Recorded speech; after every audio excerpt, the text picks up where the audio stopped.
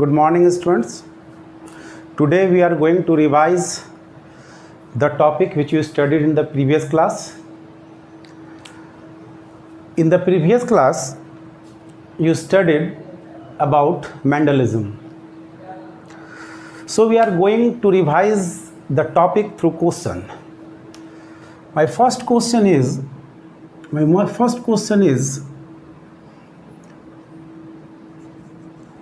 how many different types of crosses can be made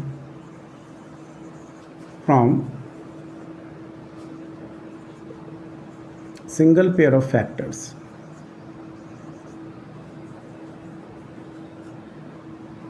Or one pair of factors. The question is, how many different types of crosses can be made from a single pair of factor? आप single pair of factor लेके one pair of factors लेके आप कितने तरह का crosses करवा सकते हैं? तो how can you solve this question? Because in Mendelism you studied the crosses may be self or cross. You studied about the self pollination and cross pollinations. First, see here, आप यहाँ देखें single pair of factor के बारे में बात कर रहा है. Single pair of factor means it may be a capital A small a, may be homozygous, may be heterozygous. Homozygous for recessive, small a. तो सिंगल पेयर ऑफ फैक्टर्स का 3 combination आप यहां लिख सकते हैं. This is called genotype.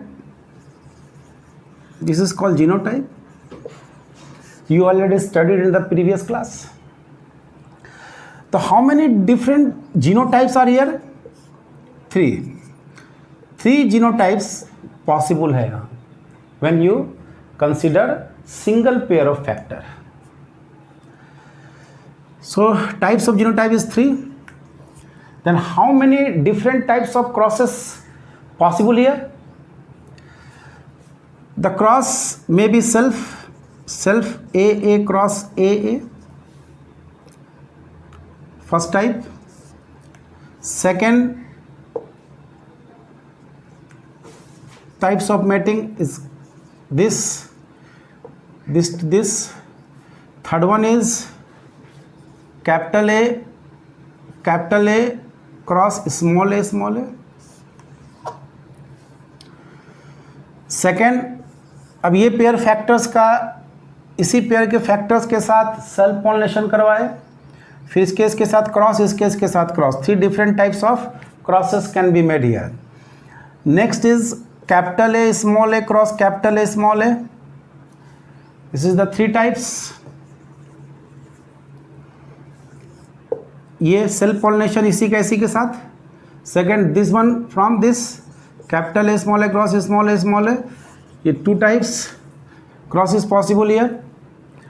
Third one is small a. This one is small a cross small a self pollination. This is the 1 type. तो how many different types of crosses can be made from a single pair of factors? तो 3 2 5 1 6 different types of crosses is possible. आप 6 different types का cross possible होगा when you take the single pair of factors. अब इसी चीज को आप दूसरे तरीके से भी सॉल्व कर सकते हैं. आपको एक टेक्निक बता देता हूं. First, types of mating. Suppose M is equal to half into G square plus G. This is the rule. आप इस रूल का यूज करेंगे. तो हो सकता है कि हम यहाँ पूछे single pair of factor, how many different types of crosses can be made from single pair of factors. हो सकता है वो दे they from 2 pairs of factors, हो सकता है वो दे they from 3 pair of factors. तो वो तो एग्जामिनर के माइंड पर डिपेंड करता है कि वो कितना पेयर ऑफ फैक्टर आपसे पूछेगा. सो ये G इज द जीनोटाइप. अब देखिए यहाँ आप अगर सिंगल पेयर ऑफ फैक्टर लेते हैं, सिंगल पेयर ऑफ फैक्टर, ठीक, तो जीनोटाइप कितना हुआ? How many different types of genotype? 3। तो यहाँ genotype G is equal to 3। और जीनोटाइप के लिए आप रूल लिख सकते हैं, इसके लिए रूल लिख सकते हैं जीनोटाइप G के लिए 3 टू द पावर n। अगर 1 पेयर ऑफ फैक्टर है तो n is equal to 1, 2 pair factors है तो n इज इक्वल टू 2। अब यहाँ पर देखिए इसी क्वेश्चन को हम इस रूल से बनाते हैं। तो यहाँ पर हो गया सिंगल पेयर ऑफ फैक्टर अगर आपने लेके चला है तो G इक्वल टू 3 हो जाएगा। तो टाइप्स ऑफ मेटिंग m बराबर हाफ इंटू G स्क्वायर, तो G आपका 3 है, G 3 स्क्वायर प्लस 3, तो ये हो गया आपका 12/2 इज इक्वल टू 6। यहाँ पर आंसर आपका आ गया। तो जेनेटिक्स में दोनों प्रोसेस पॉसिबल है। आप चाहें तो इसको एलैबोरेट कर सकते हैं, आप चाहें तो उसको टेक्निक से, रूल से क्वेश्चंस को सॉल्व कर सकते हैं। नेक्स्ट वन, यदि इसी क्वेश्चंस को हम पूछे होते कि 2 पेयर्स, 1 पेयर ऑफ फैक्टर्स की जगह हम कर देते 2 पेयर्स ऑफ फैक्टर्स। तो 2 पेयर्स ऑफ फैक्टर्स के लिए आप इसको फिर यूज करें, उसको प्रॉफिट में रख लें, टूट जाएगा।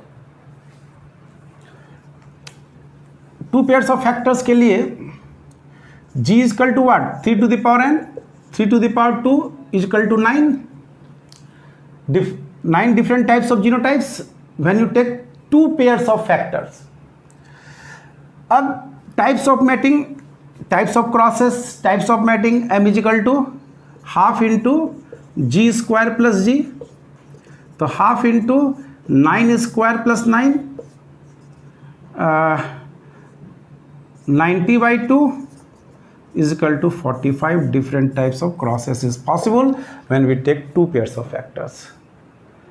So by using this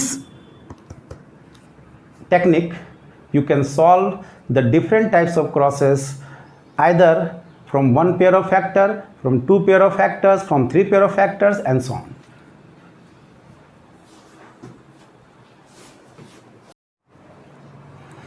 Our next question is how many different types of gamete could be formed from the following genotypes? ये genotypes दिया हुआ है। अब आपको सीखना है कि types of gamete, types of gamete आप कैसे निकालेंगे। तो आपका जीनोटाइप दिया हुआ capital A small A, capital B small B. According to Mendel's all the factors are independent. Independent means what? ये सिंगल पेयर फैक्टर है, ये दूसरा पेयर फैक्टर है, तो दीज 2 फैक्टर्स आर इंडिपेंडेंट। इसका मतलब है they are located on the different chromosomes, genes are located on the different chromosomes. इसका मतलब ये हुआ कि ये capital A small A and capital B and small B, this 2 genes are located on different chromosome. It means they are independent to each other. यदि ये दोनों gene A और बी, यदि ए और बी एक ही क्रोमोजोम पर होता तो फिर इंडिपेंडेंट नहीं होता, क्योंकि मियोसिस जब होता है तो मियोसिस में क्रोमोजोम सेपरेट करते हैं। मेंडल का जो इनहेरिटेंस है वो इनडायरेक्ट इनहेरिटेंस है, और डार्विन जो इनहेरिटेंस की बात करता था वो डायरेक्ट इनहेरिटेंस था। वो कंसेप्ट ऑफ पेंजिनेसिस, उसका कहना था पेंजिन्स एक माइन्यूट पेंजिन या जिसको गैम्यूल्स कहते हैं, माइन्यूट इनविजिबल पार्टिकल्स है जो बॉडी में सर्कुलेट करता है इन द ब्लड, ठीक है। ब्लड से वो गैमिट में आता है, गैमिट से ऑर्गेनिज्म में पहुंच जाता है और उसी के अनुसार ऑर्गेनिज्म डेवलप करता है। लेकिन Mendel explain indirect inheritance through the particular factor, factor now called gene, इसी फैक्टर को आप जीन कहते हो। तो मेंडल का कंसेप्ट था कि अगर आप मेंडल के कंसेप्ट को मॉडर्न कंसेप्ट से जोड़ें तो आज का ही कंसेप्ट है कि genes are located on chromosome. तो जीन का ट्रांसमिशन नहीं होता डायरेक्ट, क्रोमोजोम मूव करता है जिसके कारण जीन मूव कर जाता है, इसलिए हम कहते हैं inheritance is indirect. Mendel explain indirect inheritance through the particular factor. तो ये जीनोटाइप है और इंडिपेंडेंट असॉर्टमेंट का केस है. All the factors are independent, that is they are separated, they are located on the different chromosomes. यदि वो same chromosome पर अगर लोकेटेड हो जाएंगे तो वो लिंकेज का कंसेप्ट हो जाएगा. और ये आगे जाके आप पढ़ोगे, ये अभी हमारा को टॉपिक नहीं है, ये आगे जाके हमको पढ़ना है, लिंकेज एंड क्रॉसिंग होगा. लेकिन अब ये देखें कि फैक्टर्स आर इंडिपेंडेंट है, आपको गैमिट बनाना है तो गैमिट कैसे बनाएंगे.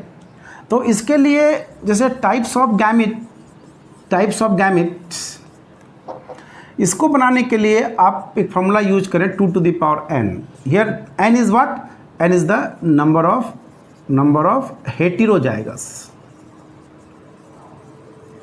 हेट्रोजाइगस का नंबर. जैसे हेट्रोजाइगस पेयर क्या है? 1 2. यहाँ n का वैल्यू कितना हुआ? n का वैल्यू यहाँ 2, 2 हेट्रोजाइगस है. होमोजाइगस को कंसीडर नहीं करेंगे. यदि ये आपका जीनोटाइप होता है capital A capital A capital B capital B, तो यहाँ n का वैल्यू कितना होता है? 0, क्योंकि यहाँ ये भी होमोजाइगस है और ये भी होमोजाइगस है, हेट्रोजाइगस है नहीं, n बराबर 0. तो इस समय टाइप्स ऑफ गैमिट बराबर equal to what? 2 to the power n. तो 2 to the power 0 equal to 1 हो जाता. तो यहाँ एक ही टाइप के गैमिट बने होते. लेकिन ये जो कंसेप्ट है हमारा जीनोटाइप ये है, तो n इक्वल टू 2. तो types of gamete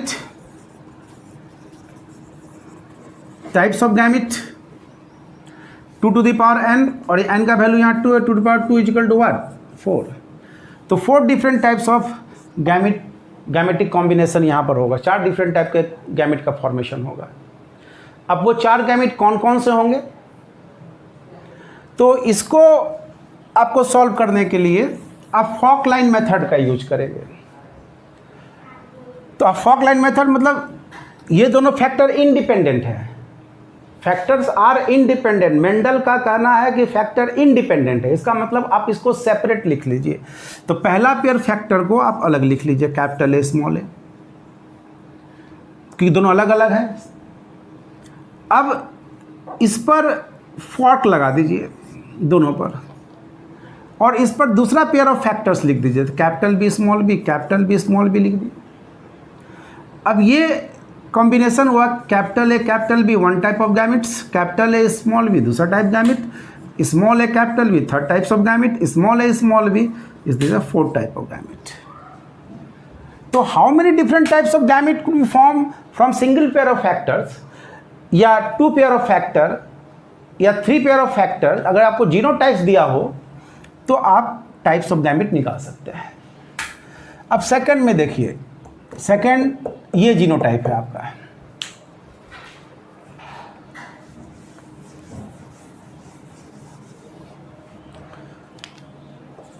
capital A small A, capital B small B, capital C, this one is the small C. तो how many different types of gamete? तो different types of gamete 2 to the power n. n is what? Number of heterozygous. 1 heterozygous, 2 heterozygous, 3 heterozygous. So 2 to the power 3. It means 8 different types of gamete will be formed. तो वो 8 different types कौन कौन सा होगा? Again use the Fock line method. तो आप इसको capital A small A single pair of factor हुआ, इसको अलग कर लीजिए, क्योंकि फैक्टर्स आर इंडिपेंडेंट. आप उसको अलग अलग कर सकते हैं, सेपरेट कर सकते हैं, उसमें फॉक लगाइए. अब सेकेंड पेयर ऑफ फैक्टर इसके ऊपर लिख दीजिए, capital B small B, capital B small B. अब एक 1 पेयर ऑफ फैक्टर और प्रेजेंट है आपका, फिर again you form the fork here, फिर फॉक लगाइए, फिर capital C small C, capital C small C, capital C small C, capital C small C. Now the gamete is capital A, capital B, capital C, one type. Capital A, capital B, small c, this is the second type. Capital A, small b, capital C, this third type. Capital A, small b, small c, fourth type. Small a, capital B, capital C. Small a, capital B, small c. Now small a, small b, capital C. This one is small a, small b and small c. These 8 different types of gamete will be formed from this type of genotype is taken. Now the third one is A, capital B, small, capital C. How many different types of gamete will be found? तो 2 to the power n, तो 2 to the power number of heterozygous, the single pair of heterozygous is here. This is homozygous, this is homozygous. Homozygous would not be considered. So it means 2 to the power 1. It is 2 different types of gamete will form. So this single pair of factor capital A. This one is the capital B. And now this is heterozygous. So if you draw a fork here, or this capital C and small c, capital B, capital A, capital B, capital C, one type, capital E, capital B, small c. This is the second type. Now our next question is,